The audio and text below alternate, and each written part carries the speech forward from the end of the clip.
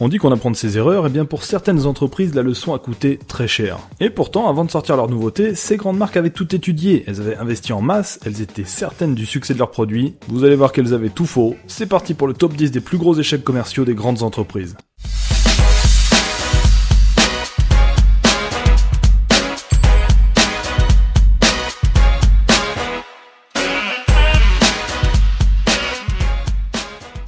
Numéro 10, la N-Gage. Un des plus gros flops commerciaux du monde du jeu vidéo est dû à un constructeur de téléphones. C'est Nokia qui a tenté de rejoindre Nintendo et Sony dans le marché des consoles portables avec la N-Gage en 2003. Elle avait pourtant des arguments pour convaincre puisqu'elle faisait aussi GPS, lecteur MP3 et même téléphone. Mais pourtant le public ne l'a pas accepté, peut-être parce qu'elle proposait trop peu de jeux ou parce que son design faisait trop enfantin.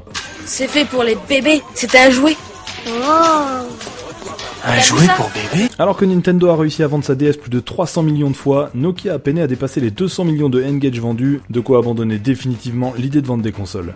Numéro 9, Gerber Singles. Aux États-Unis, Gerber est une très grande marque qui existe depuis 1927 et qui est spécialisée dans la nourriture pour bébés. Mais dans les années 70, l'entreprise a cherché à conquérir une nouvelle cible, les adultes. Tout simplement en proposant la même nourriture avec les mêmes petits pots que pour les bébés, mais avec un nom différent. Mais forcément, l'idée de manger de la viande ou des légumes mixés n'a pas emballé grand monde. Ah, par contre, ça, il faudrait peut-être l'enlever, là, il a tout vomi. Ah non, il a pas encore touché, là. Le plus embarrassant était que la marque visait les personnes vivant seules puisqu'ils ont appelé leurs petits pots singles, c'est-à-dire célibataires. Numéro 8, l'Apple Lisa. Avant de connaître les énormes succès récents, l'entreprise de Steve Jobs a connu un énorme échec commercial en 1983 avec le Lisa, un ordinateur personnel appelé comme sa propre fille, qui allait pourtant révolutionner le marché sur le plan technique. Ceci est une révolution. Un projet ambitieux pour Apple qui voulait créer un produit performant et simple à utiliser. Alors, je sais ce que vous vous dites, qu'il est moche avec son tout petit écran et sa souris à un bouton, mais c'était justement l'un des premiers à en proposer une. Le plan marketing aussi était incroyable avec entre autres cette publicité avec Kevin Costner. Alors pourquoi a-t-il été un échec? Déjà, une des qualités de la machine dans la publicité devenait son principal défaut, le multitâche faisait ramer le système d'exploitation. Mais surtout, le tout était hors de prix puisqu'il fallait débourser 9 995 $ pour s'en procurer un, ramené à notre époque c'est comme s'il coûtait 25 000 €. Bah, si on me demande si c'est onéreux, je dirais oui, c'est onéreux. Numéro 7, les repas Colgate. Rien qu'au nom, ça sentait l'échec cette affaire-là. Oui, la marque de dentifrice Colgate a sorti une gamme de repas préparés appelée Colgate's Kitchen Entries, censés être sains pour la santé et particulièrement pour vos dents. L'idée était qu'un consommateur qui mange Colgate aura le réflexe de se brosser les dents avec du Colgate. Sauf que la société ne maîtrisait pas la cuisine, qui n'était pas du tout son domaine à la base. Donc, notre premier conseil est bien entendu d'aller vers quelque chose d'inconnu, vers quelque chose dont vous êtes sûr de ne pas maîtriser. Et là, l'échec vous sourira. Et surtout, c'était une énorme erreur de marketing, puisque très logiquement, la marque Colgate n'était pas du tout assimilée à de la nourriture, et leurs repas ont donc été rejetés malgré les millions investis dans la publicité. Un produit que la marque voulait vendre partout dans le monde, mais qui ne s'exportera finalement jamais ailleurs qu'aux États-Unis.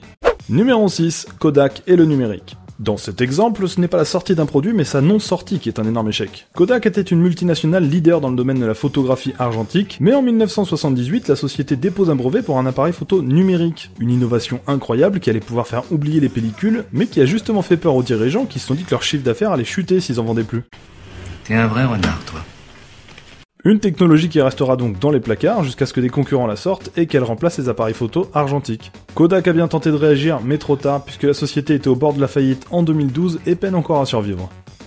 Numéro 5, le Crystal Pepsi. Le grand concurrent de Coca-Cola a tenté de se démarquer en 1994 avec une nouvelle version de leur soda, le Crystal Pepsi. Une version sans caféine, mais surtout une version transparente qui faisait plus penser à de la limonade qu'à du Pepsi. Comme d'habitude, la publicité prenait les gens pour des abrutis en leur disant qu'on n'avait jamais vu un goût comme ça. Il ne faut jamais prendre les gens pour des cons, mais il ne faut pas oublier qu'ils le sont. Mais les fans de la marque n'ont pas du tout adopté cette version, très rapidement retirée de la vente. Enfin, jusqu'à l'année dernière, quand un youtubeur américain leur a demandé de ressortir le Crystal Pepsi, une demande qui a étonnamment été acceptée. Pepsi lui a répondu et l'a ressorti. Wouah, je pensais pas qu'on avait ce pouvoir-là. Attends, dans ce cas, moi, ce que je voudrais revoir, c'est les carambars éloustiques. Je vais leur tweeter.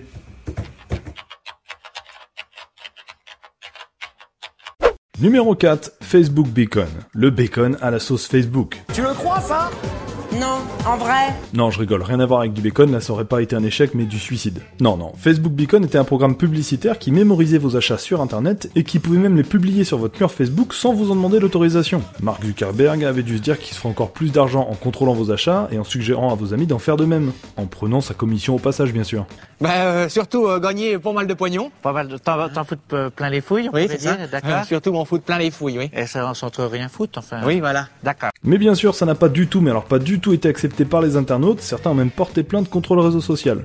Finalement, la société Facebook a dû s'excuser officiellement et a même déboursé plus de 9 millions de dollars dans une promotion du respect de la vie privée. Des excuses qui coûtent cher, enfin bon, c'est quand même pas une entreprise à plaindre. J'ai pas pleuré comme ça depuis Titanic.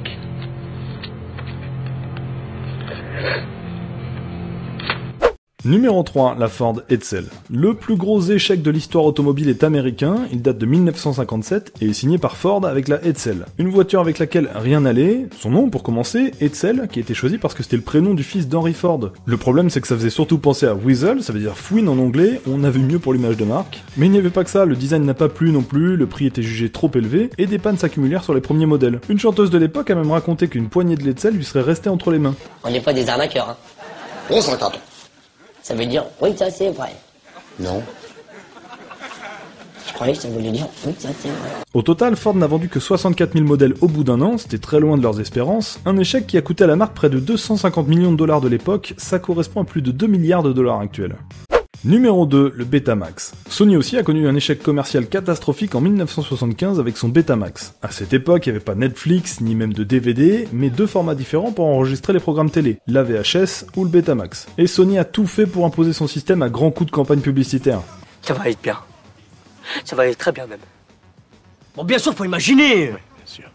Mais rien n'y fait, tout le monde adopte la VHS, faut dire que leur cassette avait une capacité d'1 heure maximum, super pratique pour enregistrer un match ou un film. Une légende raconte que cet échec est dû à l'industrie du porno qui aurait choisi le format de la VHS. Mais rien n'est certain, Playboy par exemple proposait ses films dans les deux formats et les ventes de ce type de film à l'époque étaient plutôt faibles. Quoi qu'il en soit, Sony finit par abandonner son propre format et pire, par se soumettre à vendre des magnétoscopes VHS.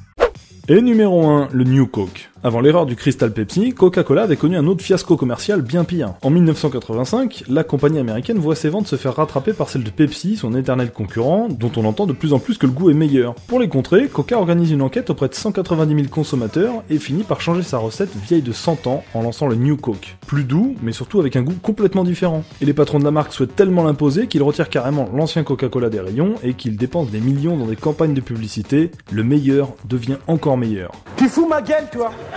Le résultat, on le connaît, un échec total. La population et même les médias étaient tellement mécontents que des boycotts étaient organisés partout aux USA.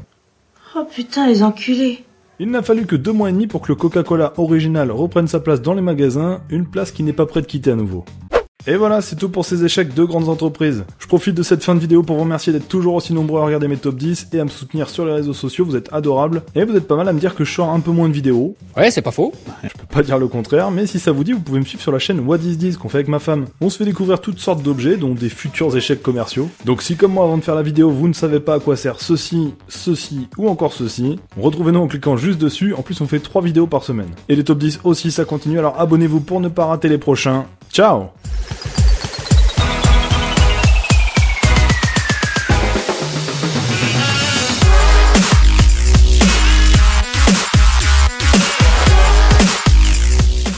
Tiens, j'ai reçu une réponse de Carambar officiel. Top 10, la tendance est aujourd'hui plutôt au sans fil, mais on y réfléchit. Si un jour ça revient, vous savez que c'est grâce à moi.